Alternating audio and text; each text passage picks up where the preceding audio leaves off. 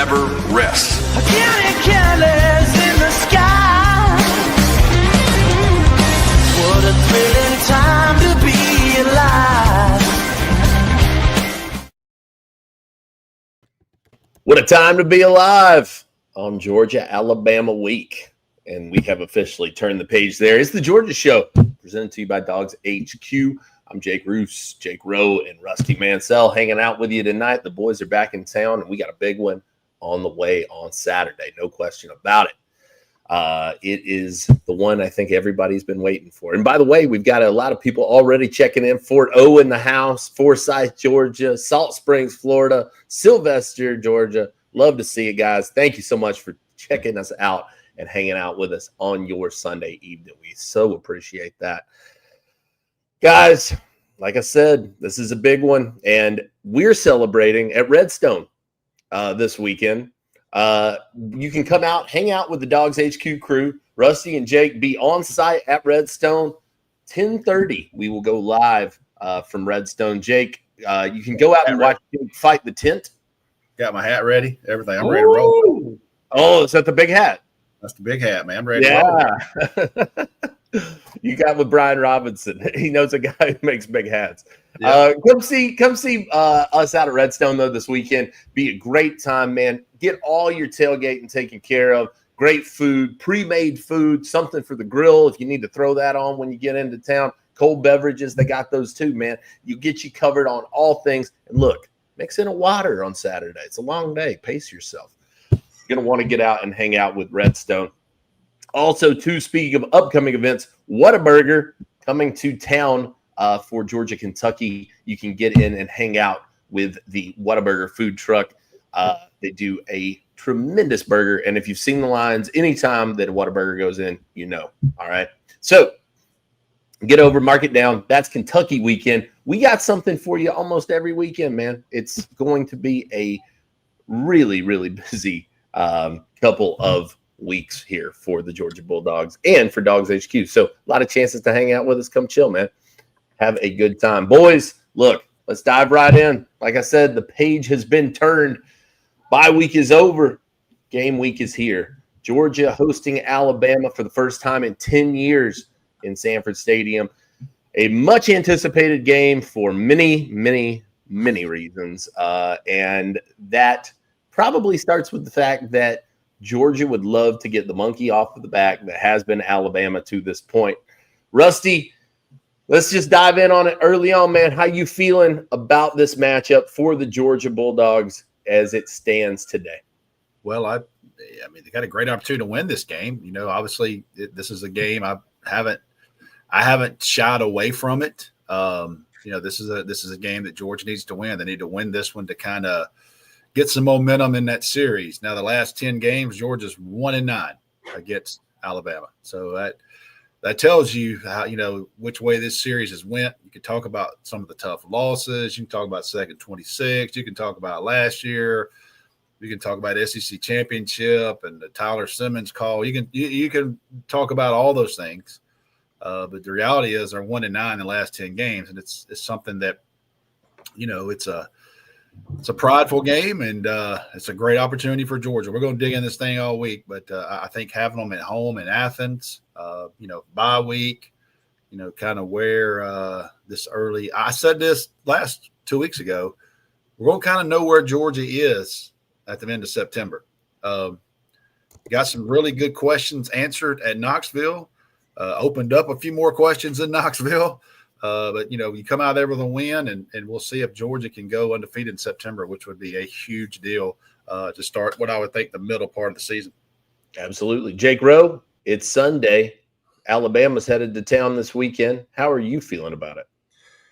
Yeah, man, this is kind of one of the things when, you know, you do a radio show out of Arkansas in the off season, or you do one out in Oklahoma or something, you know, somebody just hits you up on Twitter and is like, hey, can you come on XM, something like that. Like, everybody's like, well, hey, Alabama's the boogeyman. Georgia's 1-6 against Alabama. This is the one thing I keep bringing up every single time is that, hey, 7 tries, not one in Athens. Right? Like not one single game in Athens in the past 7 tries. So, you know, playing at home is a big deal. All right. And I think we all understand 7:30. Look at the background right here on our last YouTube show here. If you've never seen it, if you're just a listener, it's kind of what's going to be on tap. Now, granted, it didn't do a whole lot for Georgia on Friday night last year, Black Friday, to get off to a fast start against Georgia Tech. But more often than not, these big games, these huge games that kick off after dark in Athens, or really just huge games that kick off in Athens, period. Go back to the 2022 Tennessee game. Fans show up to play, and it's tough. It is very tough to play on the road. And, Georgia gets that kind of home field advantage here where it hasn't had that against Alabama. And, you and I, we do a radio show oftentimes on Sunday nights before we come on here and we do this, and mainly speaking to Middle and South Georgia folks when we do that. But you and I talked about it a while ago, just in terms of this rivalry, is this a Kirby Smart thing? Is Alabama in Kirby's head, or is Alabama in Georgia's head? And I really believe Alabama's in Georgia's head. And kind of the way you can maybe get them out of your head is to get them into your place where you've got, the 90,000, I don't know how many away tickets they get, Rusty. You remember kind of what the number is on how many away tickets Alabama will get for this? I think they'll get about 9,000. That's banned. Is it that high? I wasn't even sure. About 7 or 9. It's just typical. Whatever Georgia's got over there the last couple of trips, that's always funny. When Alabama wouldn't play, or Texas came to play Alabama put their band in the top of the stadium. So when Alabama went out there, they put their band. So you won't see any of that. This is Georgia be treated the way they were treated last year, and Alabama will be treated the same way. I think it's around 8,000 or 9,000. I think it's somewhere in that neighborhood. So roughly, in the neighborhood of about 85,000 Georgia fans in the stand, between 80 and 85,000. Red and black as opposed to crimson and white. So. That's how you get it done. That's kind of how you change the dynamic of something. And I'm interested to see if Georgia can actually play clean football, start fast, and do all the things it needs to do to actually get the kind of tilt it back in their favor a little bit, maybe get that national perception back into the thing that, hey, Georgia's won 2 out of the last 4 rather than 1 out of the previous 7. Yeah, and fans are going to have plenty of time to prepare for this one. So I expect that it will be an exceptionally raucous crowd on Saturday night at kickoff. It's going to be fun to see for sure. Rusty, what's kind of, I guess, the main thing that you think Georgia has to do? I'm sure that we'll come up with more over the course of the week. We'll continue to evaluate this game from all the angles. But what's Georgia got to do in this one to put themselves in the best position to pull out the W? We that's a pretty broad one there. I have a hard time. Not starting with DBs. I looked into Alabama a good bit today, and they go by 4 wide receivers basically. And you look at Ryan Williams. Who has 10 catches, 195, 2 touchdowns. You look at Jeremy Bernard. He's 15 catches for 275. He's their guy. He's got 3 touchdowns.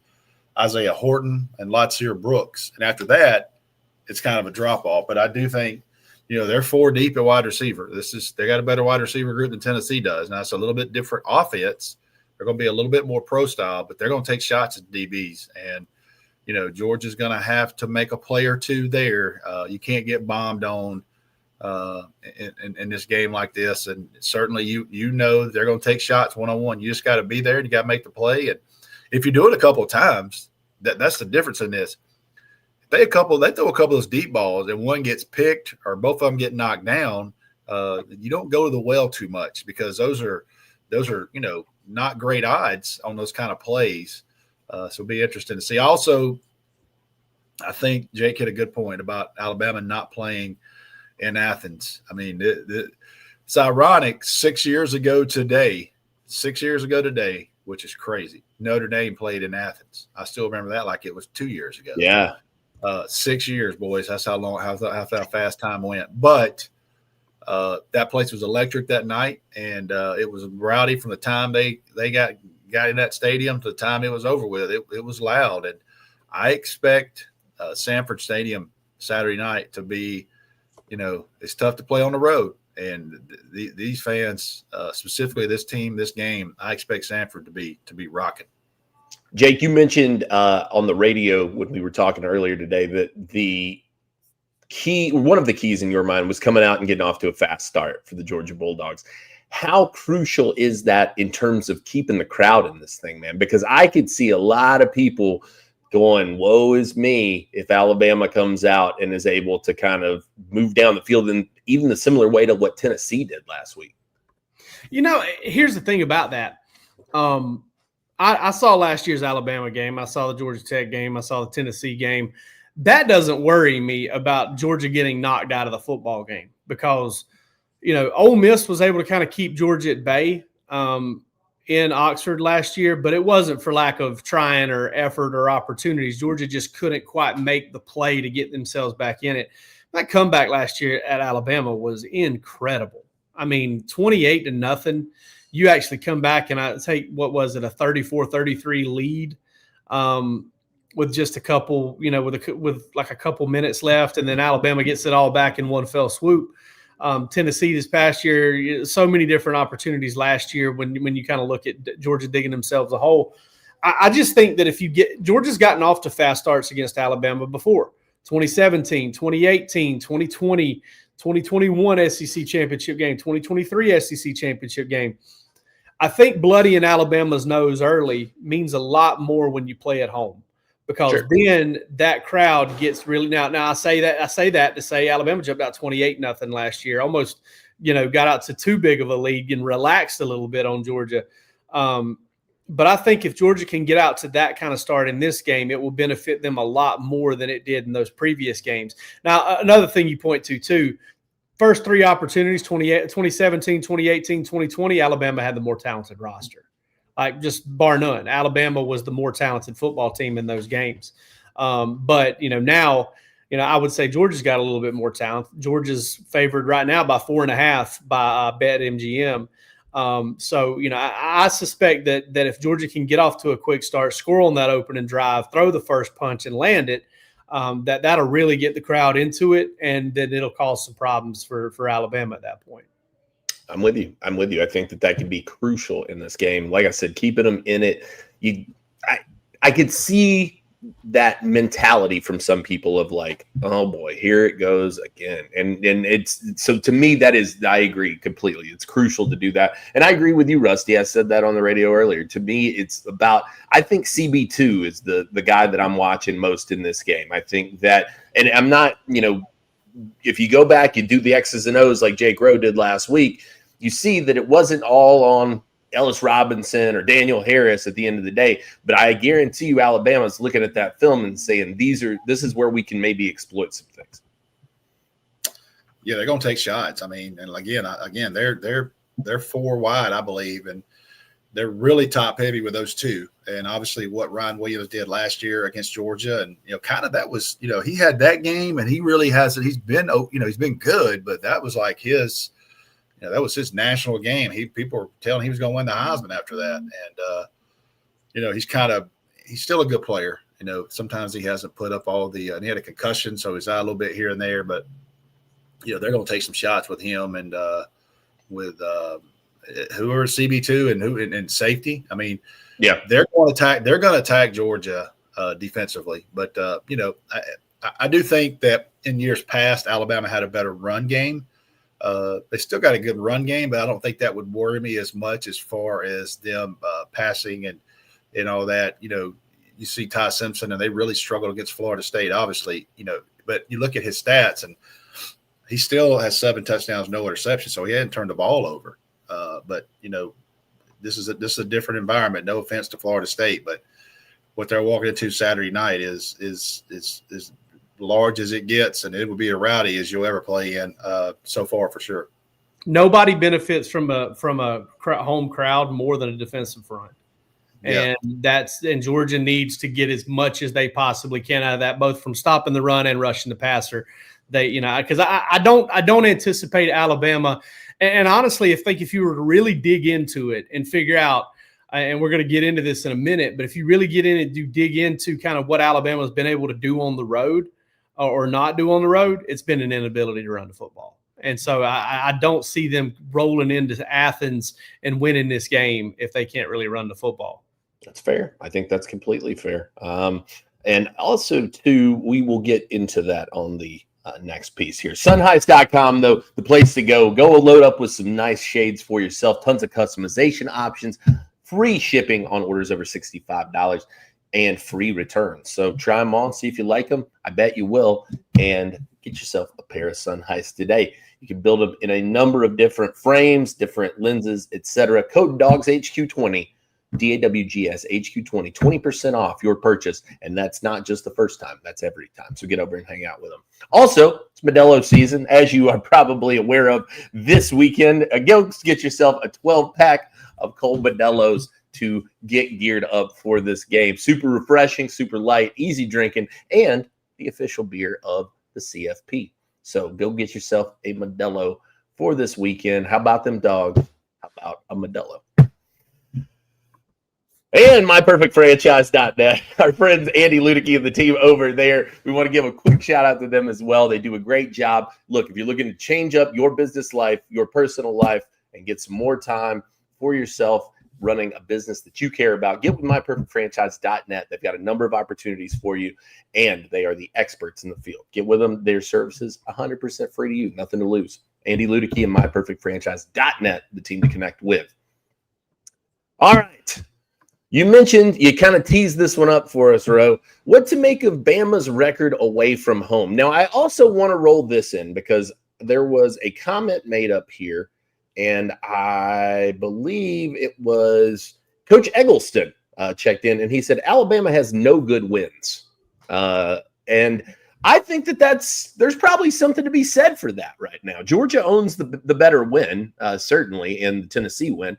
But this road issue seems to be a real thing for Kalen DeBoer. And I'm curious, Jake, your thoughts on why that is or what that is and how does that play into this? Can we really read into it for this weekend? Well, I mean, you're talking 7 games, 2-7, 2-5 on the road, or away from Tuscaloosa. And I think if you're looking at true road games, it's 2-4. They've lost at Florida State, which is, hey, Florida State's good. Tennessee was a pretty good team last year, so you lost there. But you also lost to Vanderbilt, who actually had a pretty good season, but I don't know how really good Vanderbilt was last year. And let's not get away from home field advantage at that place. It's not that great. Lost at a horrible Oklahoma team last year, like an Oklahoma team that was really bad. Michigan was depleted. They lost to them in the bowl game. Now, they also beat Wisconsin at Wisconsin. A little bit of a disappointing Wisconsin run here. So that is what it is. Got a pretty dang good win against LSU at LSU and just dominated them. But the one thing I think you kind of go back through and you look at those games was kind of some struggles to run the ball. Jalen Milroe couldn't get it going, and teams also ran the ball on them. So, I think that as elementary, Rusty, as that sounds, run the ball and stop the run. You got a good chance to beat Alabama. Who would have thought?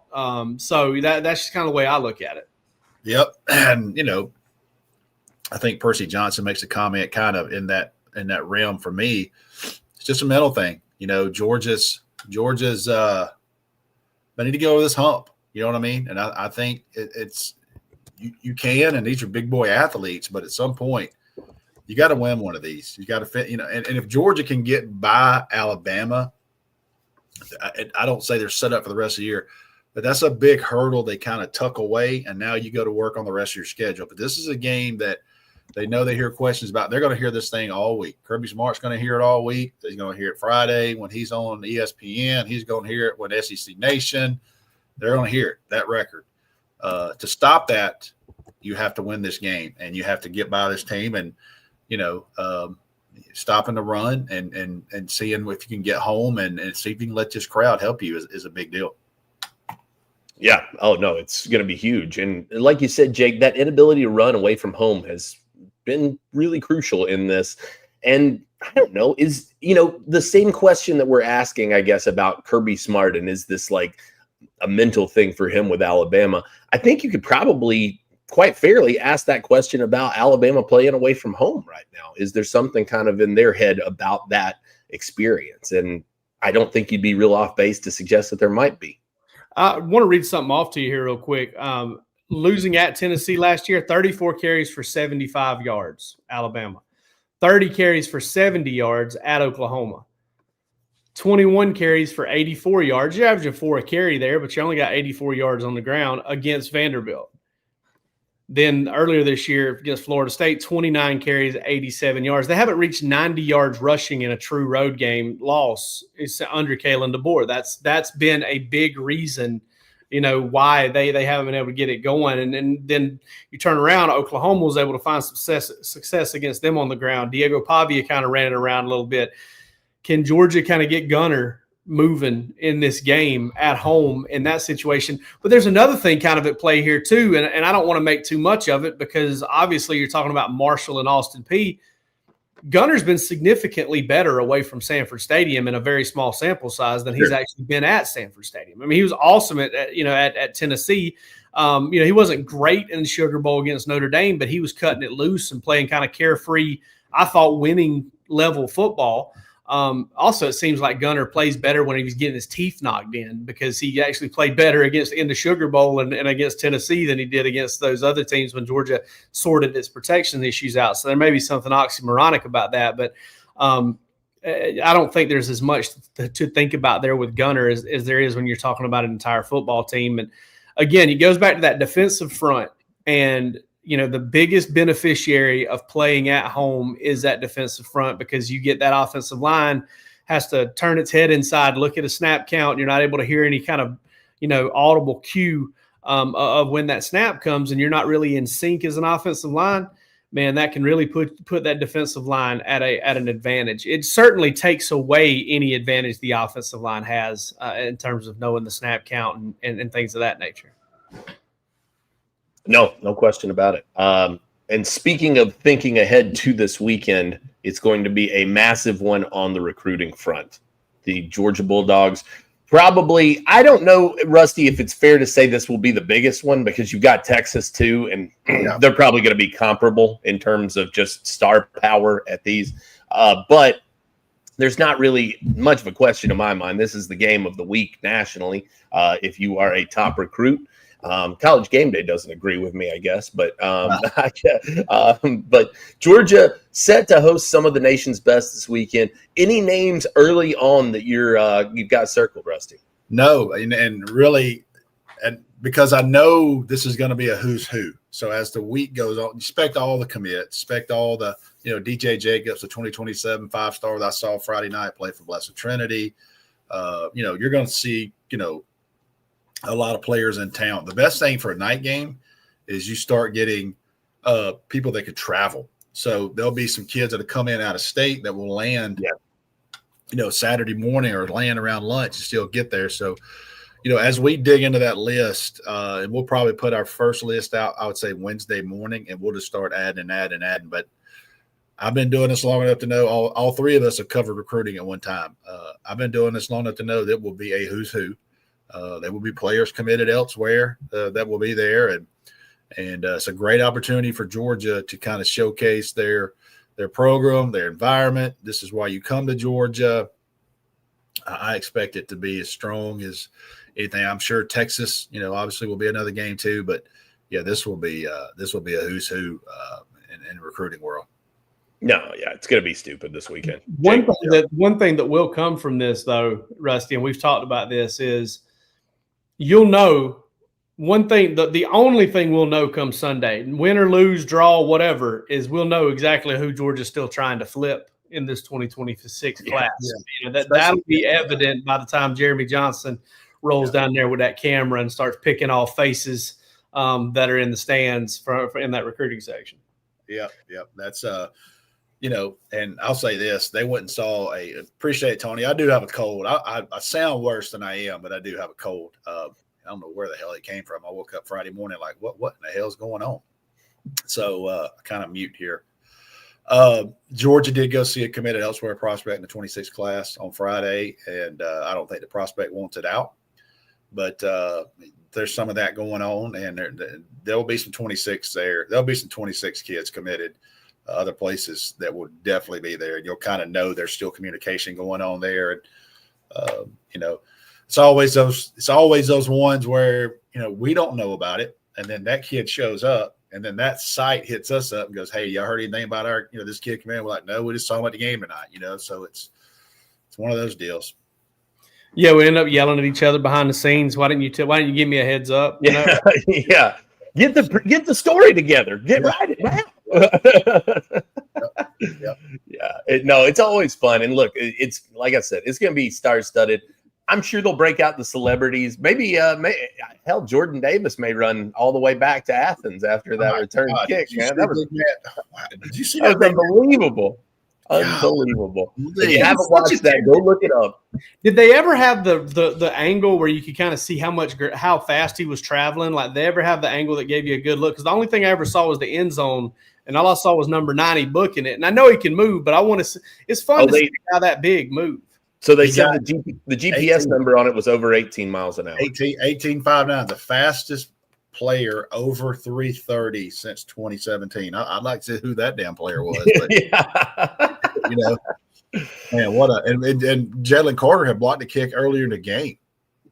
So it was wow. And shout out to John Fitzpatrick with a touchdown today, man. The whole blocking tight end gets himself one. They must just charge that kid's lithium-ion battery. And no doubt. I wish Mike Bowers would score me a touchdown. That's no doubt as well. Guys, it's Sunday, and we got a long way to go. Yeah. I just want to get this one more thing before we get out of here. It's early. Nobody's going to hold us to it. We got a chance to change our mind as the week goes on. This matchup, I just wanted to get us all on record for a little bit of a Sunday lean here. I'm breaking up. Hey, I'll go ahead and start, man. I do like Georgia in this game. I don't like Georgia big. I don't like Georgia bigger than the experts think. And I'm not gonna Lee Corso it the other day. By the way, I saw that little documentary thing they did the other day, and I shed a tear or two, man. I actually got a little emotional watching that. That was pretty cool, especially with a dad who had a stroke back in February. Knowing Lee Corso coming back from that, it's just I don't know, man. He was never kind of the most he never really struck you as this big time expert, but man, he stoked up. He was the most entertaining. Yeah, no doubt. Yeah. But ultimately I don't think Georgia's just going to go out there and put it on Alabama. Not necessarily. I certainly don't expect the score to look that way. But, man, coming back home, I just don't think Georgia's going to let Alabama break this streak. They've broken 3 of them already. They broke the overall win streak at 39 games. They broke the road win streak at however many games that was. They broke the regular season win streak in however many games that was. That all happened last year. Now Georgia gets a chance to kind of extend one against Alabama. And I like their chances. I really do. And I think – as the week goes on, especially as those kind of sharp bettors getting in there at the end of the week, I suspect that Georgia will get some action from those. Doesn't mean anything. I mean, you can be a great bettor and win 58% of the time. But I think that as the week goes along, you'll see that line kind of trickle up a little bit before kickoff. Go ahead. I'm leaning Georgia.